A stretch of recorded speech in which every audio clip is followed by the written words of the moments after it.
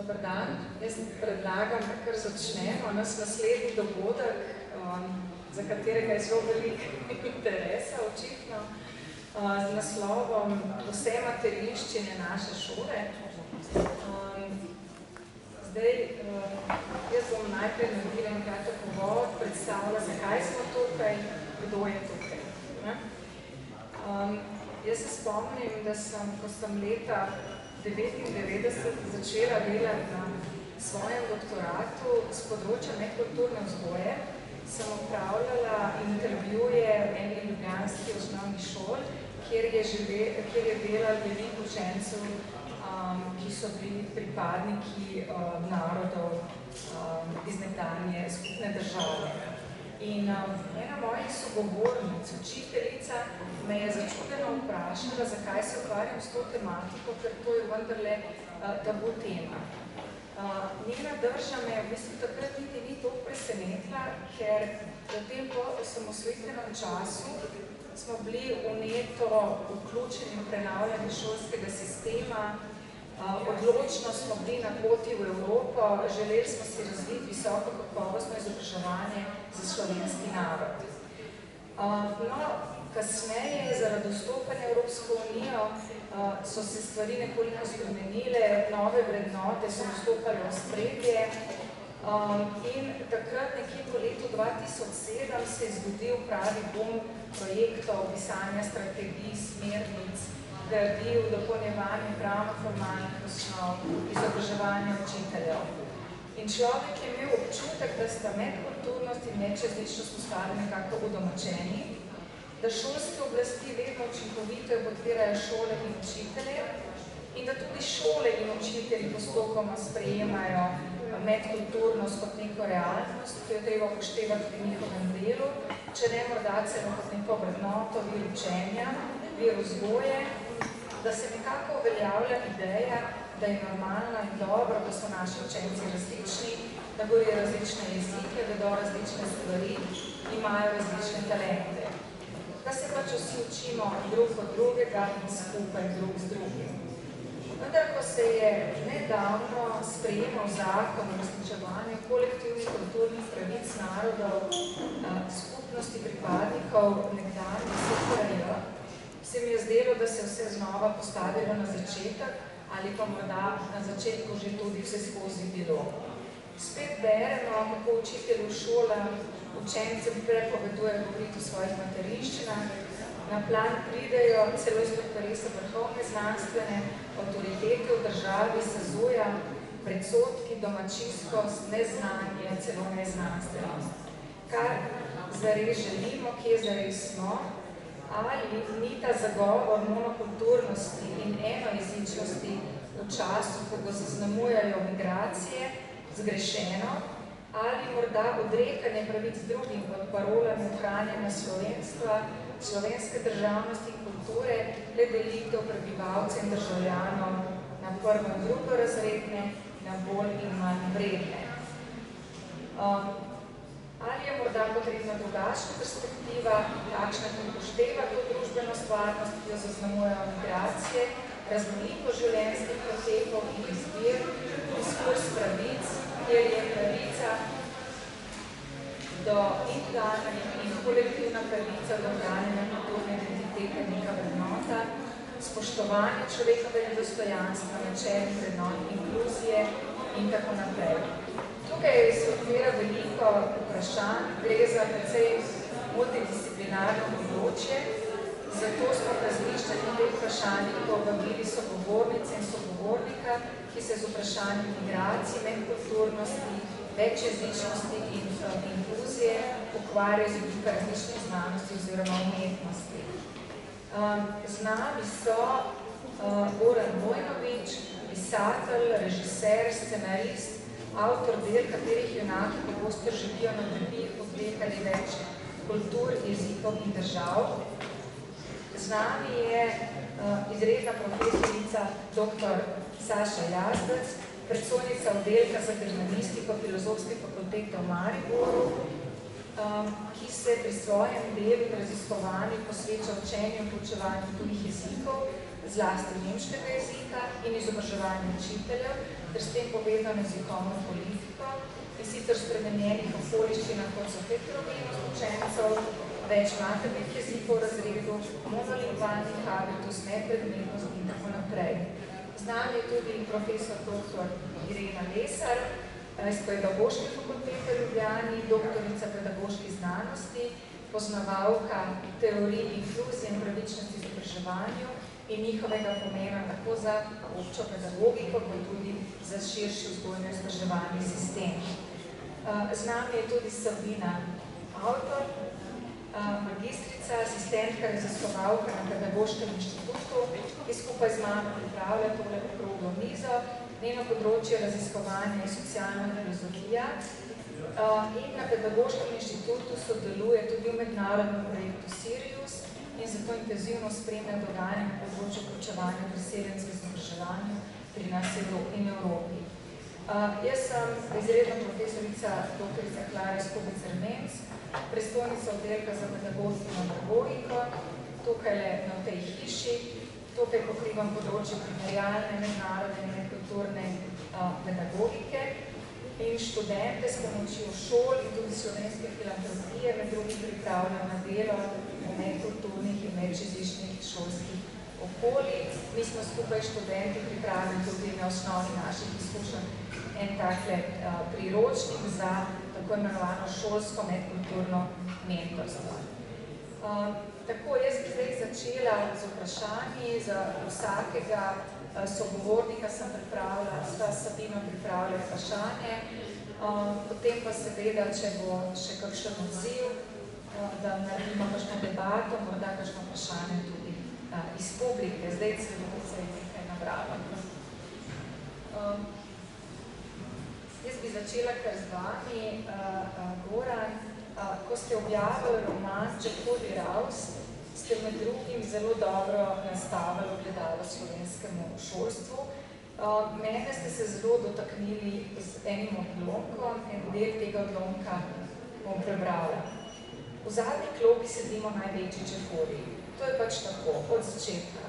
Ker ko prideš prvi dan v šolo, se vse slovenske mamice nabijajo na vrata, pa slikajo s svojimi fotoaparati, pa vsi slovenski kliparji so srečeni, pa pametni, pa vsi se že poznajo, pa že vse vejo, pa potem so vsi glasni, takoj se urajo prve klopi, da bodo bliže tovarišici, pa da bodo odečnjaki.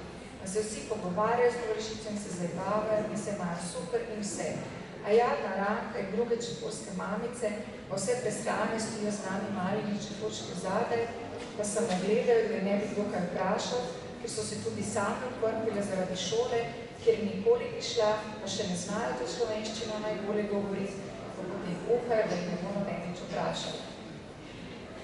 Na duhovit pa hkrati trpek način opozarjate na odnos, ki ga ima slovenska šola do pripadnikov narodov nekdanje skupne države in tudi potrjujete marsikakšno raziskavo na tem področju, ki te učence že v štartu postavi na enak položaj. Opozarjate pa tudi na pomen učenja in obvladovanja slovenščine. To pomlad ste v Kolumbiji v Dnevnikovem vodniku zapisali, da je problem, s katerim se sooča pripadniki manjšin in potomcev priseljencev pravzaprav to, da zares obvladajo samo kuhinjski jezik.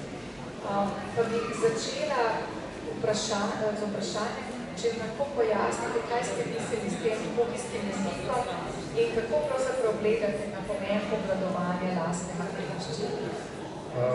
Lepo prav sem. Ja, kuhinjski jezik ni moja komunitavščina, sposojena je pri gospodu Prstojeviču, ki ima knjigarno na Dunaju, v kateri prodaja knjige v vseh, recimo temu, srbo-hrvaških jezikih ali HSC jezikih. In ki je pač govoril iz te izkušnje Dunajske, kjer so pač pred leti začeli spodbujati priseljence, da svoje otroke čim bolj naučijo maternega jezika, ker so pač z raziskavami ugotovili, da tisti otroci, ki bolje govorijo svoj materni jezik, so potem uspešnejši pri učenju nemščine. To je danes kar precej razširjeno vedenja, bom rekel, tudi pri nas nekako se mi zdi, da večina ljudi se tega zaveda in takrat, ko sem to prvi slišal, se mi je tako malo čudno, malo v našem okolju, takrat seveda je bilo, še vedno smo domnevali, da znanje materinščine v bistvu zavira znanje jezika okolja, da se je treba prilagajati in mene še danes v bistvu preseneča, da to negativno ne vpliva samo na otroke priseljencev, ampak na številne Slovence, ki se ocenjujejo in s to logiko potem svoje otroke v tujini ne učijo slovenščine, ampak prevzemajo v bistvu jezik okolja, pa če je to danščina, pa francoščina ali pa karkoli. No in takrat, ko so se mi pogovarjali, je v bistvu taj gospod Prstevič, knjigarna, je rekel, veš, vse problem vseh teh otrok, ki pridejo zdaj k meni v knjigarno, pa iščejo zdaj knjige, ker je treba se učiti materinščine, da govorijo kuhinjski jezik. To je jezik, s katerimi se pogovarjaš s svojimi starši o tem, kaj boš jedel, kdaj prideš domov, če si naredil domačo nalogo, skratka nekih 200 besed, s katerimi pač opraviš vse te pogovore vsakodnevne starše. Ko stopiš na ulico, seveda zamenjaš jezik in nabor besed, ki ga potrebuješ že za, ne vem, šolo, trgovino, ne vem, starši v službi, ti v nekih situacijah se v bistvu zmanjšuje. Tako da v bistvu ta materinščina, ki se ti sicer tudi naučiš doma, v bistvu je nezadostna, da bi z njo dejansko res komuniciral in da bi tudi je nezadostna kot nekaj temelj za učenje naslednjega pač jezika okolja, recimo, v našem primeru slovenščine. Če v tem jeziku ne bereš, če ne govoriš tudi z drugimi, če ne utrjuješ, če ne razširjaš besednega zaklada, potem časoma začneš pač mešati, ker vsi seveda razumejo slovensko, seveda tista beseda, ki te zmanjka, jo uporabiš recimo slovensko in potem ta jezik ti več čemu podoben in v bistvu zgubiš zavedanje, kaj ta jezik je. Tako da to je v bistvu ta kuhinjski jezik in to je težava. Pred časom je pa moj švedski založnik pravil, da zdaj na Švedskem ugotavljajo nove težave s tem jezikom, da so to seveda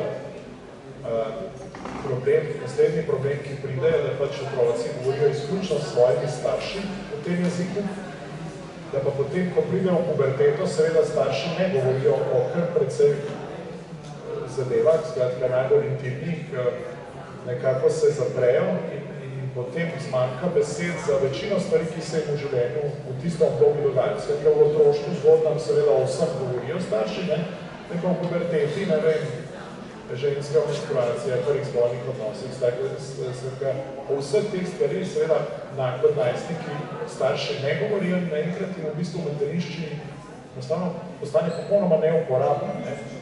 Tako da tudi, skratka, to je že naslednji nivo tega kuhinjskega jezika, ki potem se res nadeli na kuhinjo, spalnica in kopalnica odpadeta. Tako da to je nekako tu, bom rekel, ta zgodba. In se potem tudi ta vez med starši in otroki na nek način pretrga, tudi zaradi tega, ker nimajo več tistega stika v jeziku očitno. Ja, predvsem potem v bistvu ta materinščina nekako zakrkne, ne razvija se naprej, tam se pretrga in potem v bistvu ostane. To je jezik nekega otroštva in vedno manj uporaben in v resnici v bistvu kot odrasli ljudje so v bistvu, ne vem, ko bi spet mogoče se pogovarjali naprej, ugotovijo, da sploh niso tega sposobni. Potem tudi, če grejo nazaj neko okolje, recimo, da bi se šli, ne vem, v Bosno, Albanijo, kamorkoli pač, pa Slovenci v Slovenijo, enostavno ne počutijo več dovolj suverene, da bi v tem jeziku komunicirali. In to je nek handicap, tudi potem v odraslih letih za ljudi, da imajo nek jezik, neko znanje, pa da v bistvu, ki je pa neuporabno, da potem s svojimi starimi starši se ne morajo pogovarjati s svojimi sorodniki, uporabljajo angleščino ali pa neke druge jezike. Skratka, v bistvu to je ena en del sebe, v bistvu, ki pa je vse postal del bistvu, ker njihovo otroštvo, neki spomini so ostali v tem jeziku, ampak tega več ne more niti izraziti. Tako da cel tukaj bolj cel kup za literaturo zelo zanimivi pride material, zelo zanimivi materijale za literaturo, no, ker za literaturo pač velja tisto, kar ni dobro zate, je dobro za literaturo. Tako da, ampak ja. Svetlo nastajajo to zelo zanimive, inovativne mešance jezikov oziroma nekih, tudi slengov in tako naprej, ampak če mi dovolite samo še eno čisto kratko pod vprašanje. Vsej recimo srbščino, hrvaščino, makedonščino in še nekaj drugih jezikov se pri nas vendarle da poučevati, ampak šole pravijo, da tega ne organizirajo, ker starši niso zainteresirani in tudi, kakor sem se sama pogovarjala z različnimi starši, ki so sami imeli Srbi, Hrvati in tako naprej, a ste dali otroke na tečaj? Ne, zakaj pa ne vidim te potrebe? Mogoče kot v tej vlogi, tudi kot, ne vem, starše in tako naprej, kako bi spodbudili pravzaprav pripadnike teh manjšinskih skupnosti, da bi vendarle sami pripisali na sistem, da se to pogosteje organizira. Mislim, kot sem začel, v bistvu problem ni samo šol, kot ste rekli, nisem pač šole tudi organiziran, ampak predvsem v družbi med ljudmi ni dovolj zavedanja pomena materinščine. To ne velja samo za pripadnike, ne vem, srbske, hrvaške manjšine, to tudi pri Slovencih, tudi sem omenil že kar nekaj mojih prijateljev, znancev, ki govorijo zdaj, ne vem, živijo na Švedskem, Franciji, Angliji, pa ne govorijo smiselno učiti otrok slovenščine. V bistvu, mislim, da je to zaveščanje ključno, da v bistvu ljudje se zavejo pomena tega. Potem, sploh za te številčnejše manjšine se bo hitro najbolj nekdo, bi se hitro sami organizirali. Mislim, ko sem bil v Berlinu, je bilo cel kup tečajev turščine, ker pač ta številčna turška manjšina, seveda toliko in toliko ljudi se je zavedalo tega pomena in seveda se potem niti bila potreba, da bi se to odvijalo na šolah, je bilo pač organizirano drugje. Šola je bila samo ena od možnosti, kje se lahko otrok nauči materinščine. Ampak mislim, da nam predvsem manjka tega zavedanja v družbi, da je to izredno pomembno.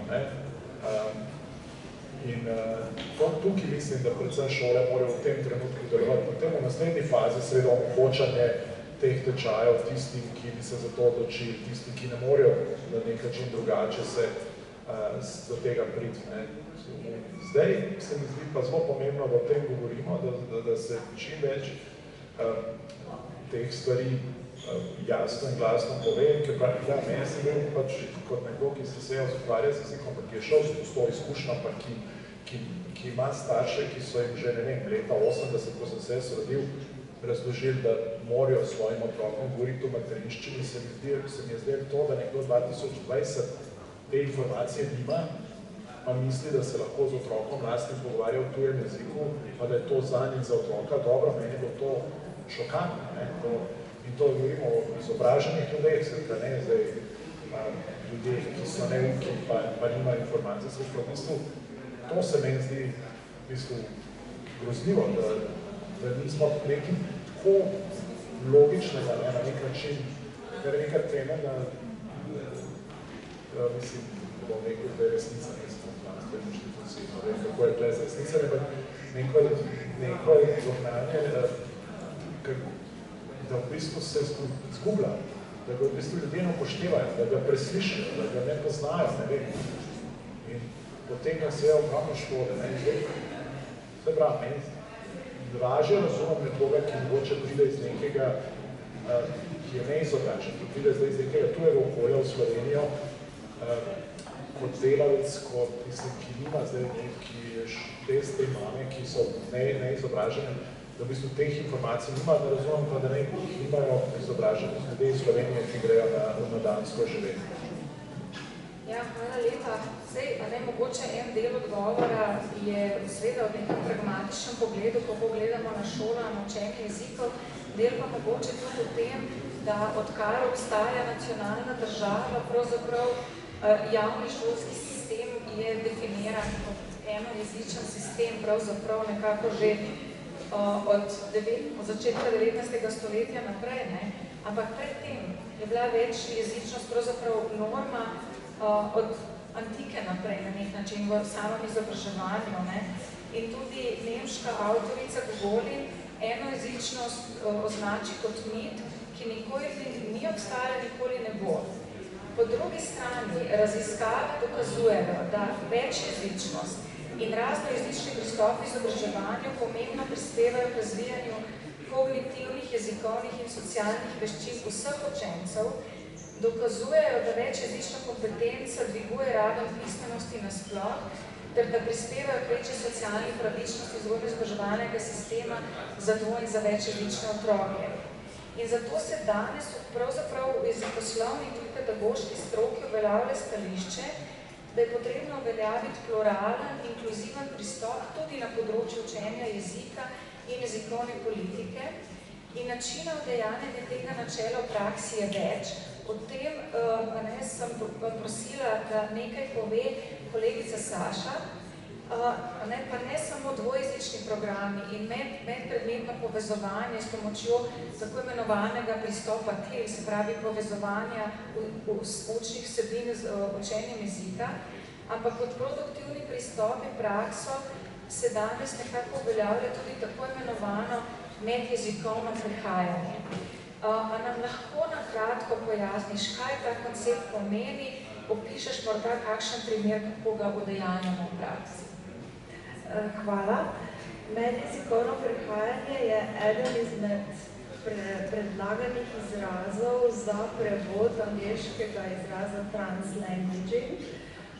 Meni so nam v terminološki svetovalnici predlagali in tudi v članku sem potem skladu s tem uporabila izraz čezjezičnost. Tako da vi vsi poznate enojezičnost, pa dvojezičnost, pa večjezičnost. Z sejom smo dobili raznojezičnost, tudi to zdaj že poznamo.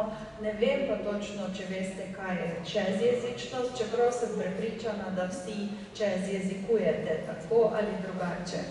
Tako da na kratko bi zdaj povedala, kaj je čezjezičnost. Jezikovno prehajanje, ne preklapljanje.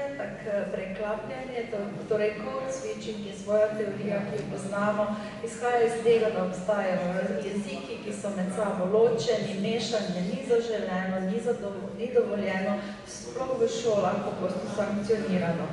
Čezjezičnost, translanguaging je pa pristop, ki ga je začela in ga razvija Ofelia Garcia, ki je tudi dvojezična raziskovalka, špansko-angleščina sta njena jezika. In ona pravi, da človek ima samo en jezikovni repertoar in iz tega repertoarja črpa takrat, ko obeseduje svoje misli, želje, potrebe, ko piše, ko razmišlja, ko govori. In rezultat nekega čezjezični produkt in produkt nekega jezikovnega preklapljanja je pravzaprav precej podoben. Ampak zdaj je odvisno, iz katerega stališča, iz katerega koncepta mi to opazujemo, ali čezjezikovni ali koncept jezikovnega preklapljanja. Zdaj, če si predstavljamo, jaz mislim, da je to en velik potencial za naše šole, za pouk tujega jezika, za pouk tudi drugih jezikov, zato ker pri čezjezičnosti dobijo prostor in glas in zvok vsi jeziki v razredu. Cilj čezjezičnosti je, da otrok se odzove na nek izziv s tistimi jezikovnimi resursi, s katerimi trenutno razpolaga. Zdaj vsi poznate kontekst tujega jezika, pomeni, da se jezik učimo, začnemo od A1, prihajamo na višje stopnje, ampak vedno je naš jezikovni repertoar vsaj na začetku močno omejen.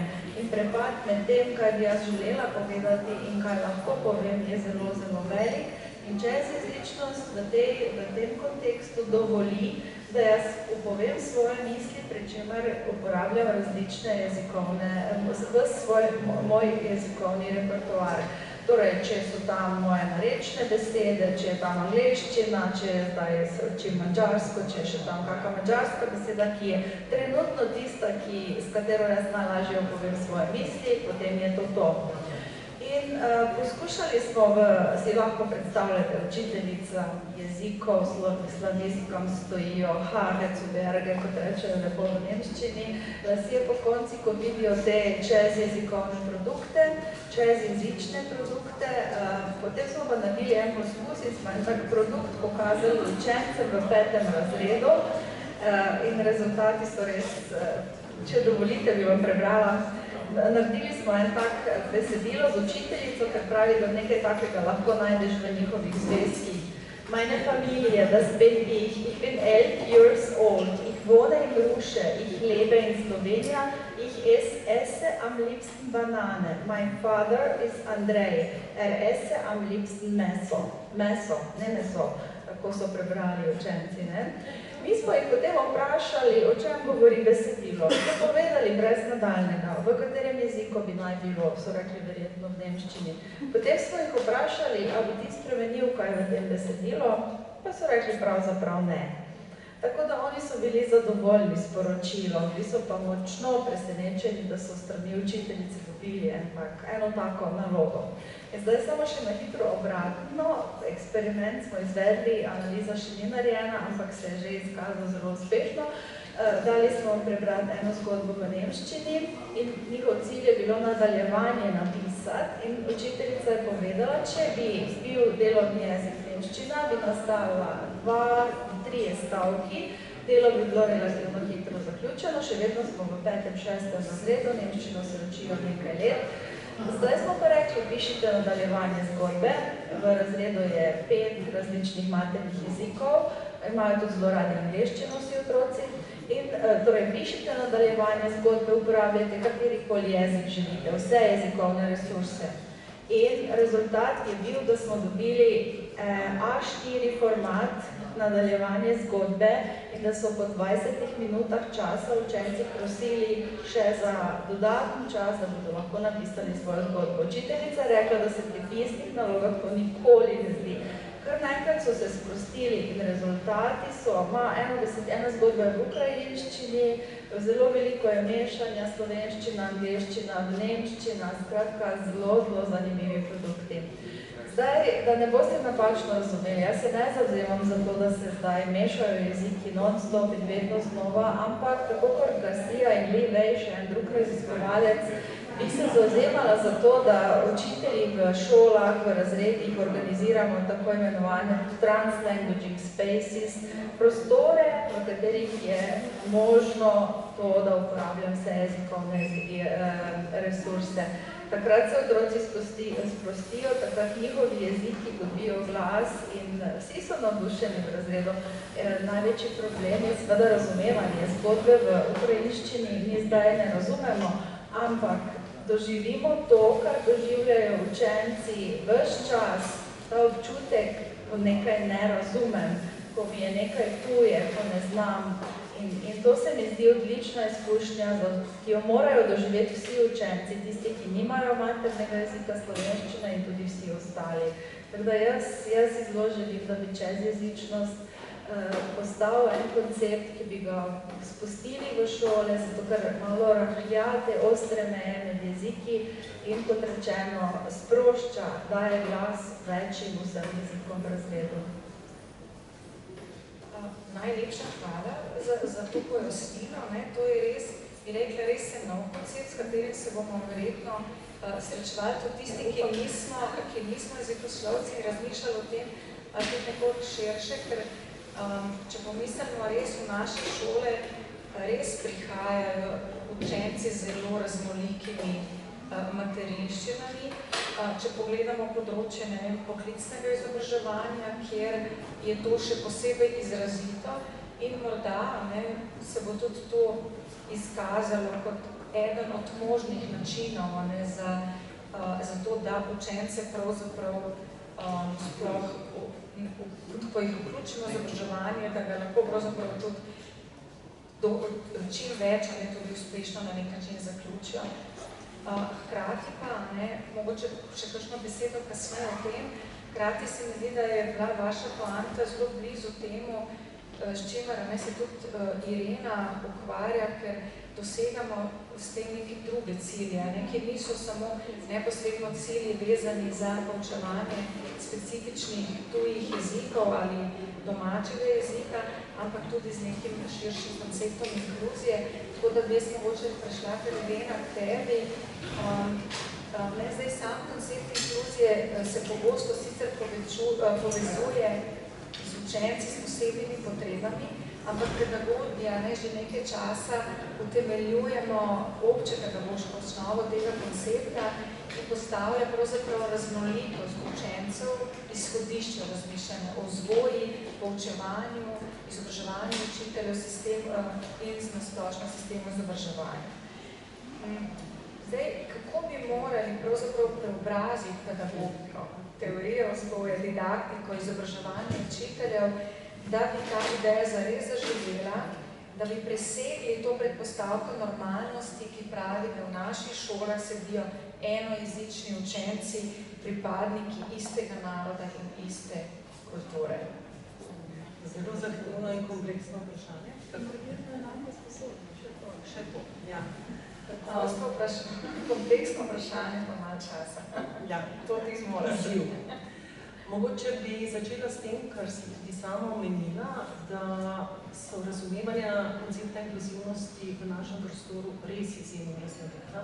Praviloma je, ko se ta pojem pojavi v sprejetju populacije oseb s posebnimi potrebami, bolj redko, ali pa morda zadnja leta še učenci priseljenci, povsem si upam trditi, da so spregledani učenci, ki se prihajajo iz socialno-ekonomsko nizkega statusa družinskega, torej, ki se soočajo z revščino, in romska populacija. Torej, tudi v mednarodnem prostoru se kažejo ti prehodi oziroma neki sklopi razumevanj od vezanosti, inkluzivnosti samo na osebe s posebnimi potrebami, na izbrane marginalizirane skupine.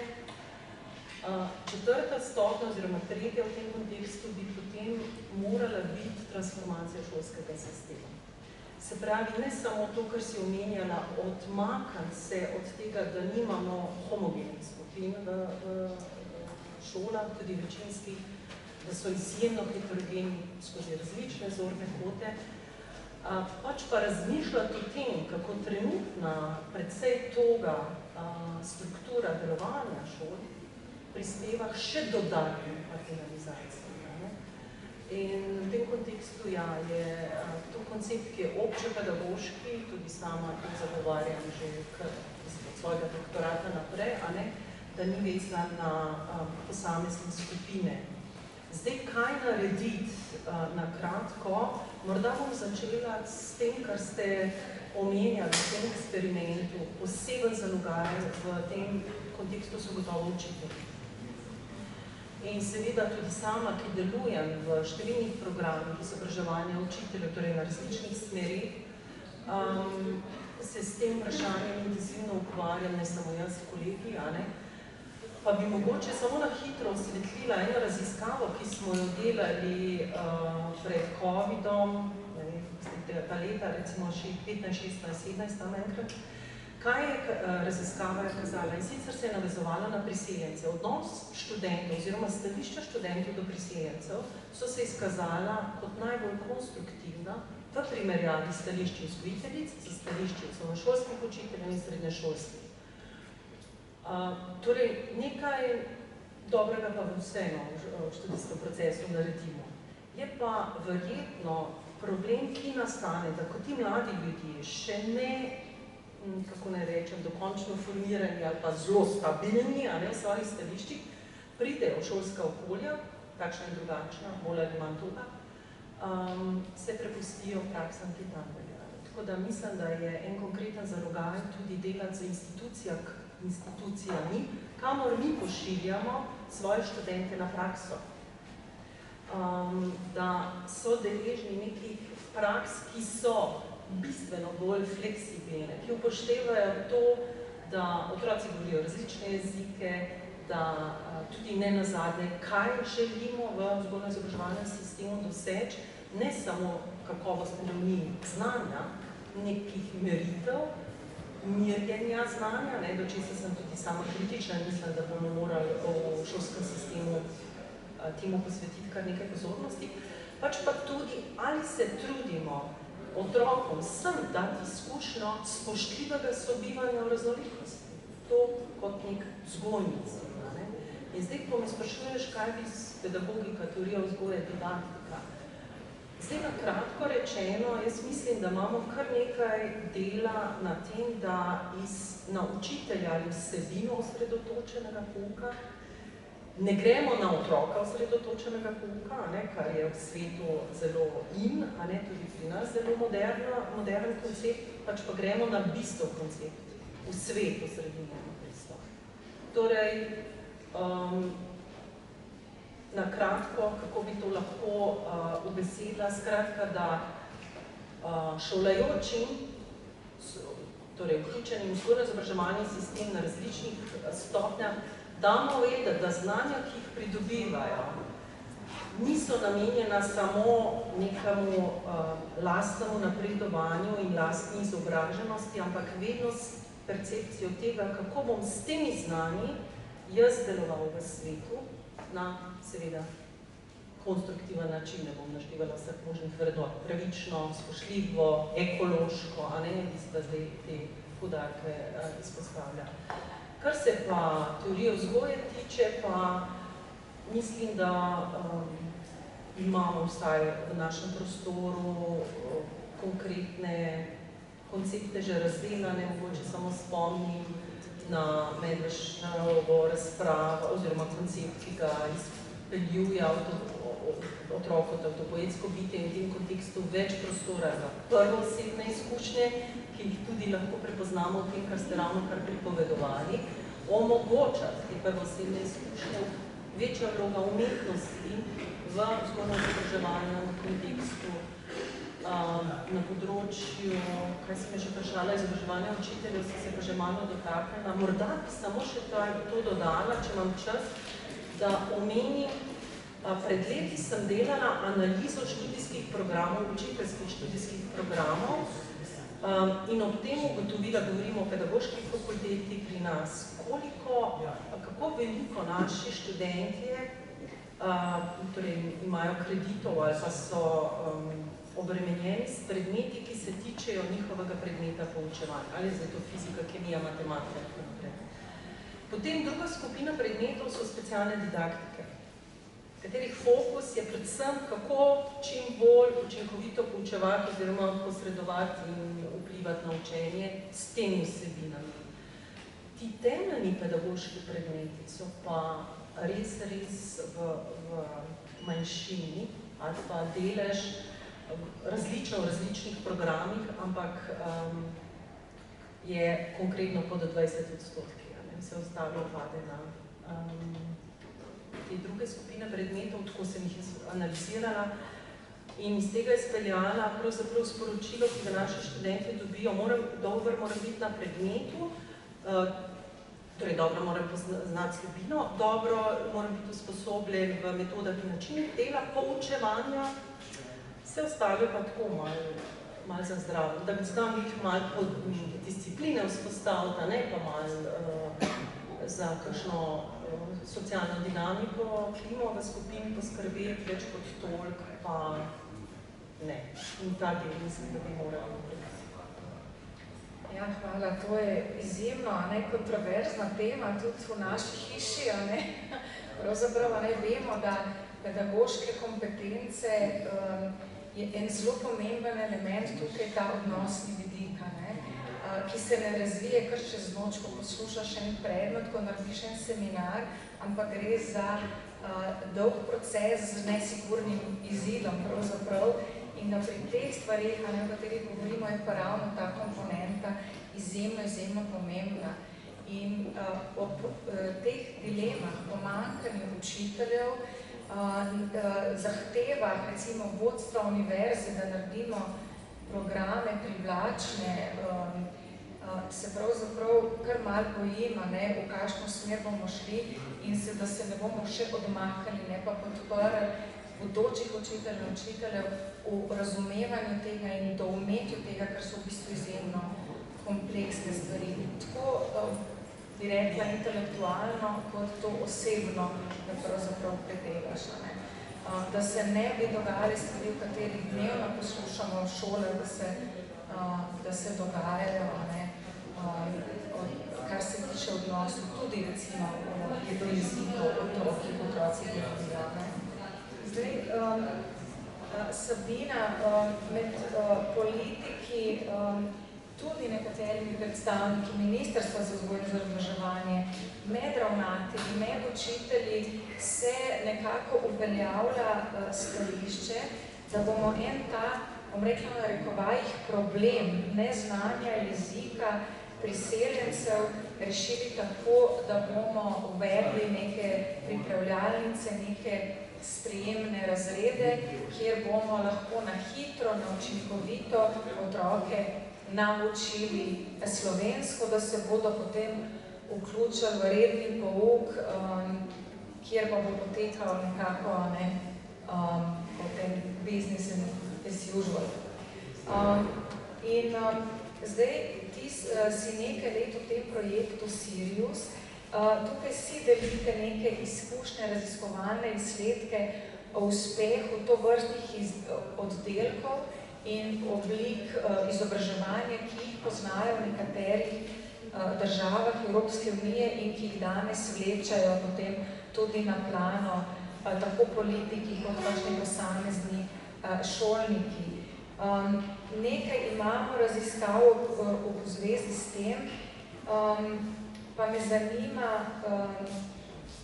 kaj bi ti pobudnikom te ideje odgovorila na podlagi raziskav in izkušenj, ki jih imaš v sodelovanju v tem projektu, bi pripravljalnice rešile ta problem? Mislim, v bistvu ne vem, kam bi odgovorila, čisto konkretno.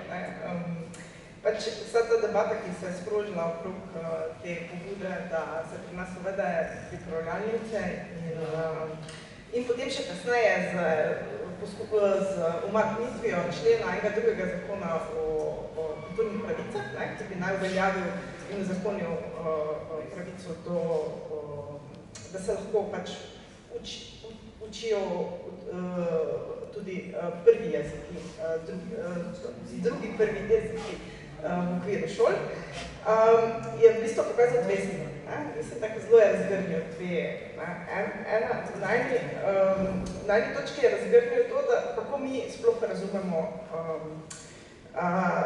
jezike v šolskem prostoru. Skratka, razumemo jih v bistvu zelo hierarhično na nek način. Skratka, v en sklop spadajo vsi ti, ki jim pravijo zaželjeni jeziki, ki se združijo pod tem dežnikom parol, da nam odpirajo vrata v svet, da več jezikov več ne znaš. Skratka, to so ti jeziki angleščina, francoščina, italijanščina, nemščina, skratka, ti jeziki, ki bodo našim otrokom skratka odprli to pot v svet. Na drugi strani pa se ravno z umikom člena tega zakona, ali pa se lahko bi tudi kakorkoli drugače to uredili zakonsko, ni zanimljivo v tem členu, smo pa kaj dali sporočilo, da pač obstajajo tudi jeziki, za katere pa ni prostora v tem šolskem prostoru. To so pa ti drugi jeziki. Skratka, kot so jeziki bivše Jugoslavije, albanščina, bolgarščina, tudi ruščina in vsi ostali. Če samo da ilustriram, verjetno bomo težko zasledili, da se bo katerakoli osnovna šola ali srednja šola v Sloveniji na informativnem dnevu pohvalila, dobrodošli, na naši šoli se lahko naši bodoči učenci, učenke, dijaki, dijakinje učijo francoščine, italijanščine in tudi albanščine, bosanščine, srbščine, bodi si kot prvi ali drugi jezik. Skratka, tu se vidi ta razlika. Skratka, slovenska šola se običajno pohvali s tem, katera se te zaželjene jezike učuje. Skratka, to se konkretno na tej ravni se to zelo lepo pokaže. Druga je pa, kot si že omenila, se je pa nekako razprla na primeru pripravljalnice. Pripravljalnica je zelo všečna ideja. Skratka,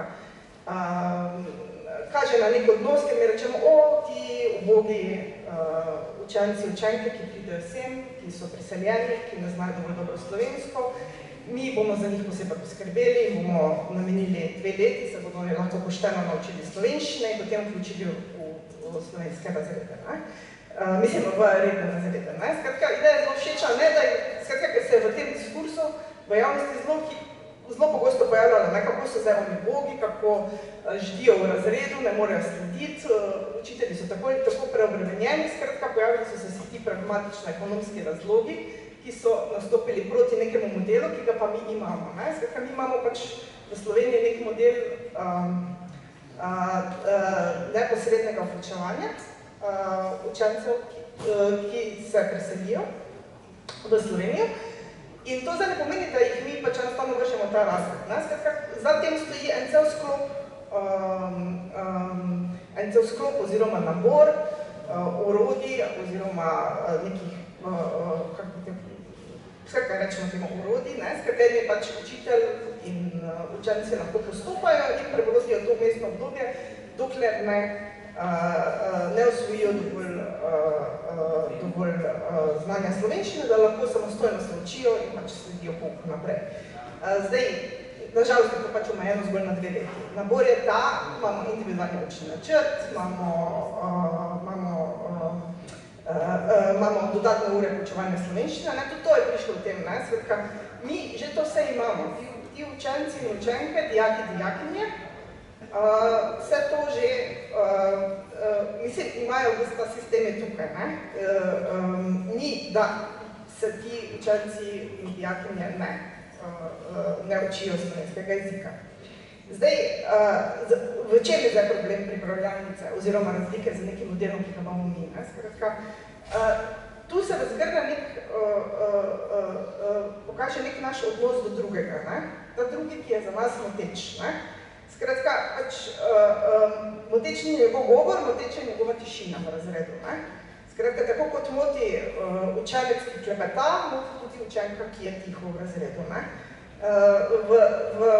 V šoli poznamo te ukrepe. Nekdo, ki klepeta, gre v prvo klop, pri katedru, gre v zadnjo klop, da da mir, ali gre danes je popularno ta ukrep asistence ali karkoli drugega. In potem, ko mine nekaj časa, se spet vrne k pouku nazaj. Pripravljalnica se vpisuje točno v ta red izključitve. V ta red, da nekoga začasno izključimo in ko se pač nekaj časa preteče in nauči slovenščino, se pač vrne k rednemu pouku. Skratka, tukaj je ta temeljna razlika. Med tem, zakaj je model, ki ga imamo bistveno bolj inkluzivni, kljub nekaterim napakam in pač potrebnim spremembam in nadgradnjam, ki bi bile še potrebne in vsem drugim ukrepom, ker se pripravljalnica vse dejansko vključuje v ta nek red izključitve, ki je pač povsem drugačen. Zdaj, druga zadeva je pa ta, ki se znotraj tega, da model, ki ga imamo, zahteva neke druge prakse in pristope, kot pri pripravljalnici, ki se skoncentrira zgolj na pouk slovenščine. In tukaj pa pride seveda to, kar je pa že omenjeno, razne prakse čez jezikovanja oziroma jezikovnega prehajanja, ki lahko prikomorejo učencu, učenki, da čim prej osvoji tudi slovenski jezik. Zdaj, v čem je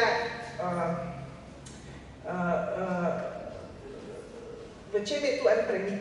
Premik je v tem, da razvira ta moment šolo zopet kot nek emancipatorni prostor. Zato, ker stavi pri otroku na nekaj, kar ve. To se pravi na jezik, ki ga zna, mogoče na neke druge tuje jezike, ki jih zna, skozi katere lahko ubesedi znanje, ki ga zna, ki se ga je mogoče naučil v neki drugi šoli, v neki drugi državi. In pristopa k učencu kot k akterju, ki lahko to znanje pokaže. Nekomu, ki je pomoči potrebni, ki ga pač se umešča v nek ta humanitarni diskurs. Skratka, nekomu je treba pomagati, pa v redu malo se nauči to slovenščine, malo treba pomagati, pa bo že nekako prišel prišel pač do konca šole in pač pričel življenje kakorkoli večno. To. Ja, hvala, prosim. Jaz bi tu samo še dodala ta drugi vidik, ne samo da učenec, ta se počasi uči tuji jezik, oziroma slovenščino, oziroma jezik okolja, ampak tudi njegovi sošolci profitirajo od njegovega jezika. Jaz ne vem, jaz uživam, moj sin ima otroke iz Bosne, vsak dan, drugi dan je nova beseda, ki je se on nauči. Če tudi je bila prva majke ti, ampak tam smo pa začeli pouk oziroma učenje. Njemu je to zanimivo, njemu je to izziv in se učijo drug od drugega in meni se to zdi najlepše učenje, kaj sploh možno. Ne? Čeprav moram reči, da jaz sem te pripravljalnice v Švici videla in moram reči, da tam je delovalo. Ampak je odvisno od tega, kako je koncept pripravljen, ali je izključevanje, ali je to kot neko sodelovalno pomoč načitne. Ja, se verjetno države do države različno, recimo v Belgiji zaznavajo izjemno segregacijo, ki nastaja, tudi na Nizozemskem ki so imeli izjemno monolingvalni sistem, so pač to zaznali kot, ker zdaj čist tak, ne, če imamo mi v mislih osnovno šolo, ki traja 9 let, ne, pač tam pač, ok, v redu, 2 leti je nek čas, ki mogoče nima takšnega vpliva, ne, ampak pri nam prihajajo tudi dijaki, ne, 2 leti v obdobju srednje šole je ogromno, ne, pri čemer niti ni ne, skratka je boljše imeti sistem, ki podpira obstoječe vključevanje.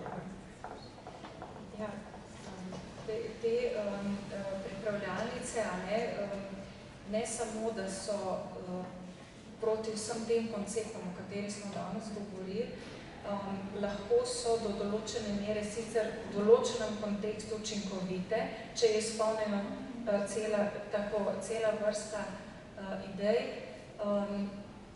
Je pa verjetno problem seveda tudi o tem in zakaj mogoče pri nas dobivajo naklonjenost, ker seveda vse ni najbolje urejeno, kot bi načeloma mogli biti, kakor si recimo omenila, in so učitelji seveda res pogosto v stiski, ker šole ne razvijajo modela, za katerega so imele dejansko priložnost skozi podporo različnih izobraževalnih projektov, skozi podporo, ki jo načeloma lahko dobijo od različnih strokovnjakov, od zavodov za šolstvo in tako naprej.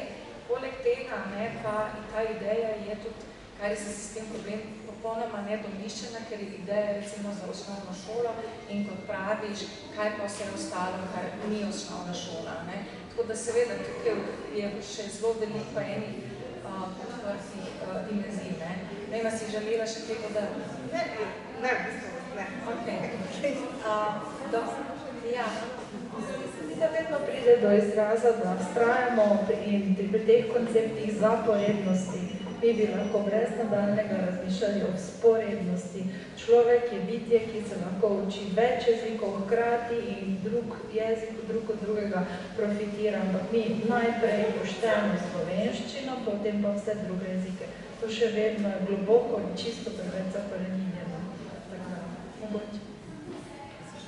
Ja, ko sem malo poslušala, sem se spomnila, sicer to večkrat vidimo okrog šol, kako je to jezikovno prehajanje tolerirano, kadar otroci, ki pač kakorkoli že govorijo doma, hodijo v slovensko šolo, pa prehajajo v angleški jezik.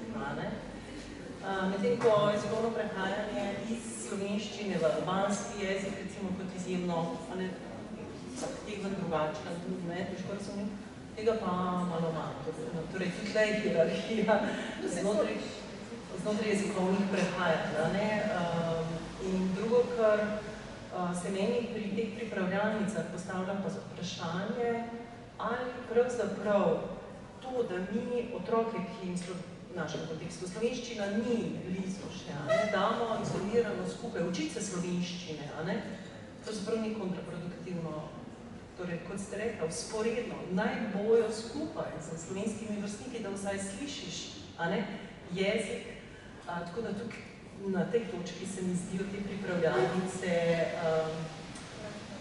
Tako bi rekla, ja, korak nazaj neko vprašanje. Jaz bi sam dodal, da se mi zdi, da podcenjujemo otroke. No?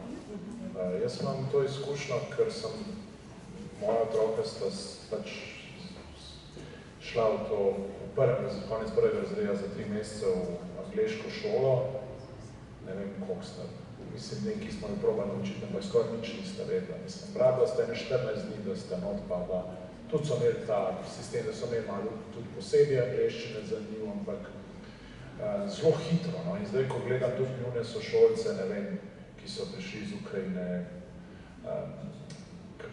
kako hitro se v bistvu ti otroci naučijo jezika.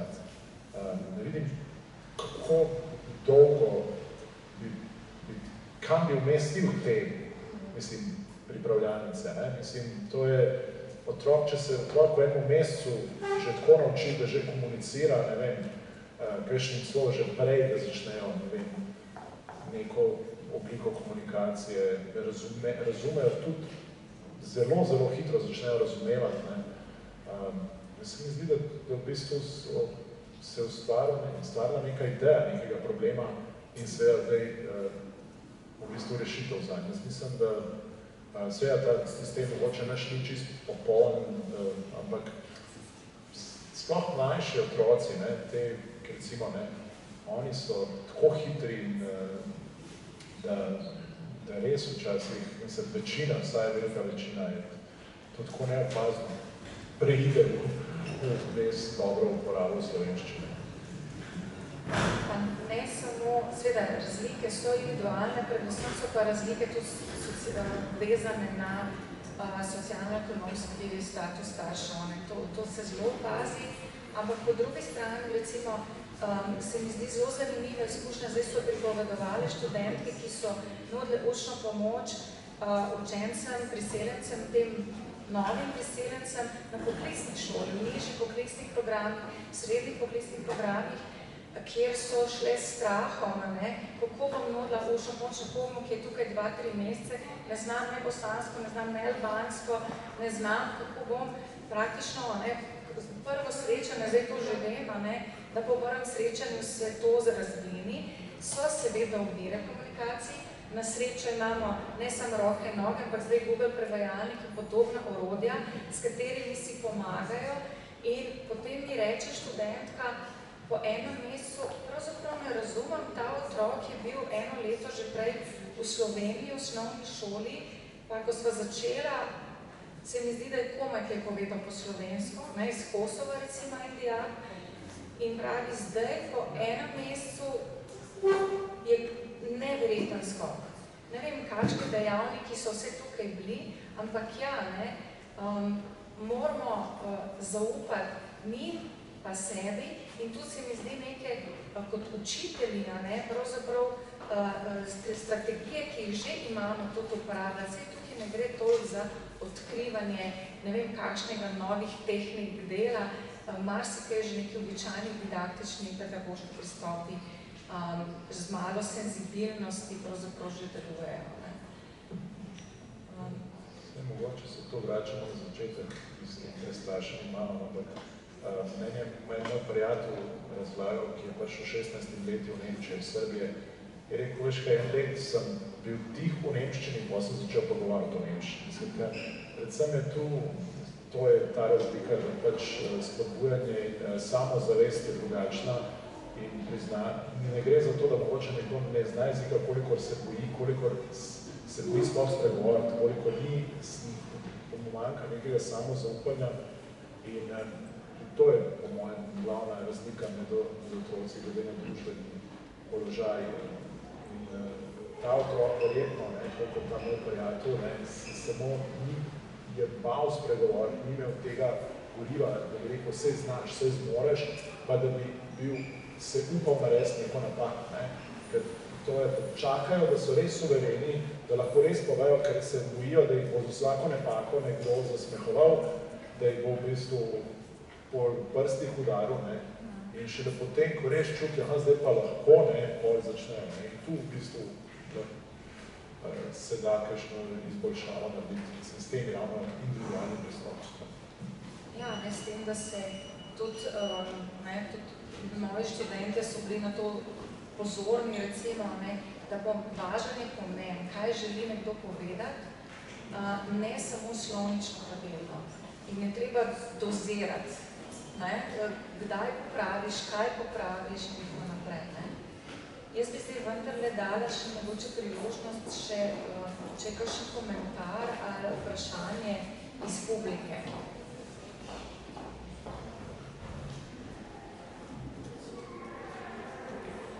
Ni? Dobro.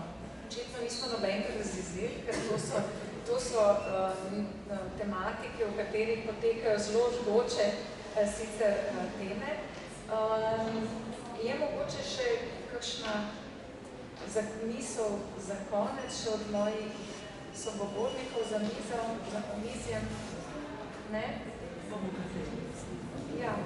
Ja, bom jaz tudi kar zaključila in se vam vsem šterim zahvalila v imenu fakultete in v imenu svojem imenu, da ste si danes vzeli čas v ta še tak grozen deževen dan, ste prišli in delili z nami svoje poglede, izkušnje in upam, da smo eno kapljico k temu razumevanju prispevali. Tako da hvala lepa vam in hvala lepa